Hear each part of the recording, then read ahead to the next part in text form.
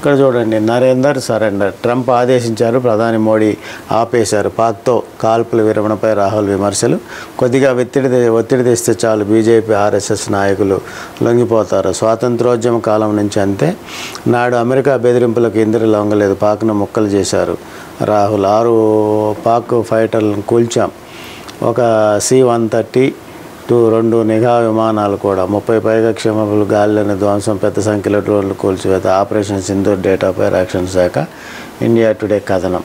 Operation సింధూర్పై పార్లమెంటును సమావేశపరచాలి. ప్రధానికి India కూటమి పార్టీల లేఖ, సంతకం చేయని ఎన్సీపీ విడిగా లేఖ రాస్తానన్న ఆపరేషన్ సింధూర్ తర్వాత పాకిస్తాన్లో కాల్పుల విరమణ ఒప్పందం చేసుకోవడంపై కాంగ్రెస్ నేత రాహుల్ గాంధీ ప్రధాని మోడీపై తీవ్రస్థాయిలో ధ్వజమెత్తారు. అమెరికా అధ్యక్షుడు డొనాల్డ్ ట్రంప్ బెదిరింపులకు మోడీ లొంగిపోయారన్నారు. మధ్యప్రదేశ్లోని భోపాల్లో మంగళవారం కాంగ్రెస్ పార్టీ కార్యక్రమంలో పాల్గొన్న రాహుల్ ప్రధానిపై విమర్శలు గుప్పించారు. ఆపరేషన్ సింధూర్ ప్రారంభం కాగానే మోడీకి ట్రంప్ ఫోన్ చేశారు. మోడీజీ ఏం చేస్తున్నారని అడిగారు.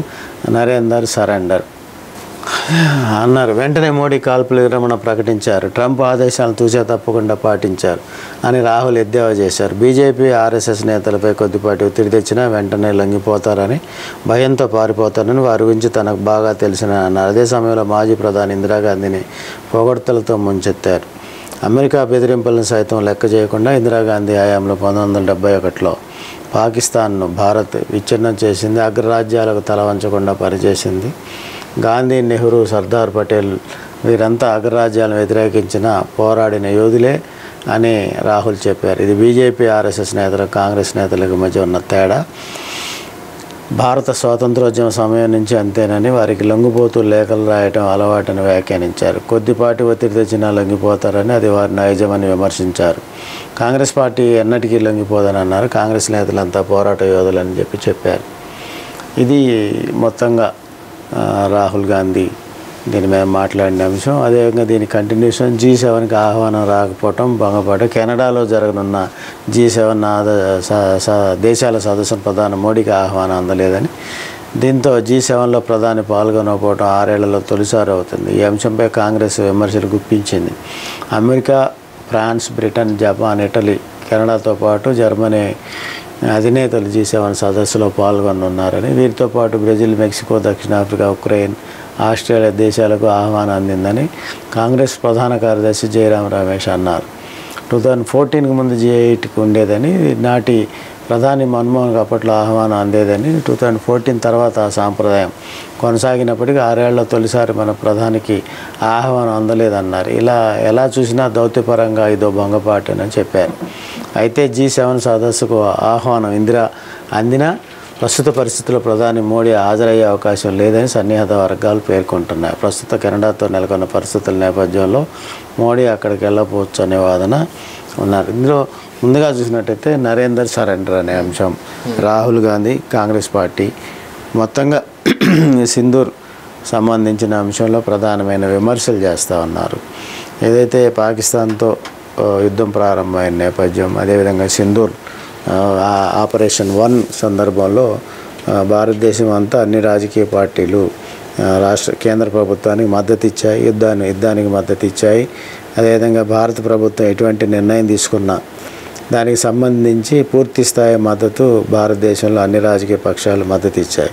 కానీ ఆపరేషన్ సింధూర్ 2 ఆగిపోయిన తర్వాత దానికి సంబంధించిన అంశంలో ముఖ్యంగా జాతీయ స్థాయిలో కాంగ్రెస్ పార్టీ విభేదించడం, అదేవిధంగా విమర్శలు చేయటం ప్రారంభించింది. ఎక్కువగా మోడీ, ట్రంప్ ఫోన్ చేయగానే భయపడిపోయారు, లేదా సరెండర్ అయిపోయారు, లేదా లొంగిపోయారు అనే వ్యాఖ్యలు చేస్తూ ఉన్నారు. అయితే మొత్తంగా చూసుకున్నట్టయితే కాంగ్రెస్ పార్టీ చేసే విమర్శలు అంటే బీజేపీనో లేదంటే నరేంద్ర మోడీనో చేసే విమర్శలు కావు ఇవి.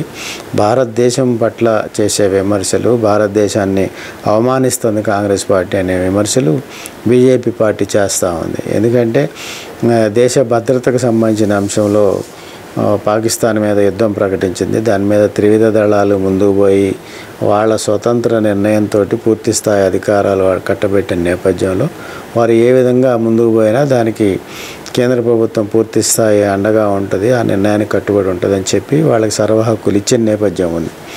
కానీ ఇప్పుడు కాంగ్రెస్ పార్టీ జాతీయ స్థాయిలో అన్ని రాష్ట్రాల్లో కూడా సింధూర్ ఆపరేషన్కి సంబంధించిన అంశంలో విమర్శలు చేస్తూ ఉంది.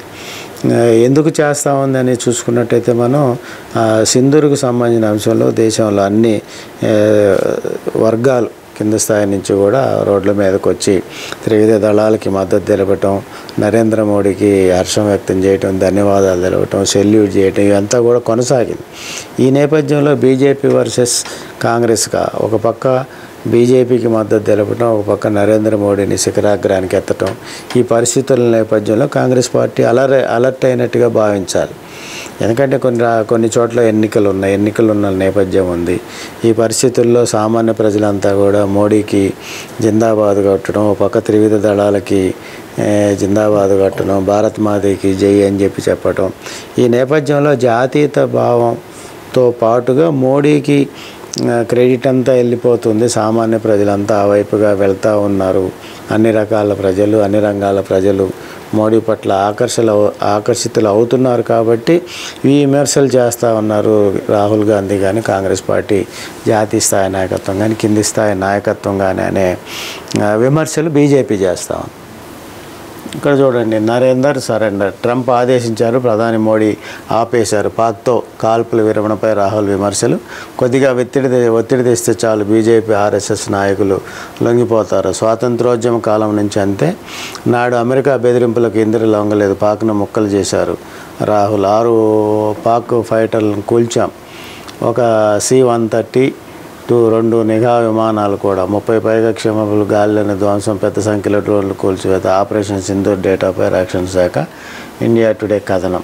ఆపరేషన్ సింధూర్పై పార్లమెంటును సమావేశపరచాలి, ప్రధానికి ఇండియా కూటమి పార్టీల లేఖ, సంతకం చేయని ఎన్సీపీ విడిగా లేఖ రాస్తానన్న ఆపరేషన్ సింధూర్ తర్వాత పాకిస్తాన్లో కాల్పుల విరమణ ఒప్పందం చేసుకోవడంపై కాంగ్రెస్ నేత రాహుల్ గాంధీ ప్రధాని మోడీపై తీవ్రస్థాయిలో ధ్వజమెత్తారు. అమెరికా అధ్యక్షుడు డొనాల్డ్ ట్రంప్ బెదిరింపులకు మోడీ లొంగిపోయారన్నారు. మధ్యప్రదేశ్లోని భోపాల్లో మంగళవారం కాంగ్రెస్ పార్టీ కార్యక్రమంలో పాల్గొన్న రాహుల్ ప్రధానిపై విమర్శలు గుప్పించారు. ఆపరేషన్ సింధూర్ ప్రారంభం కాగానే మోడీకి ట్రంప్ ఫోన్ చేశారు. మోడీజీ ఏం చేస్తున్నారని అడిగారు.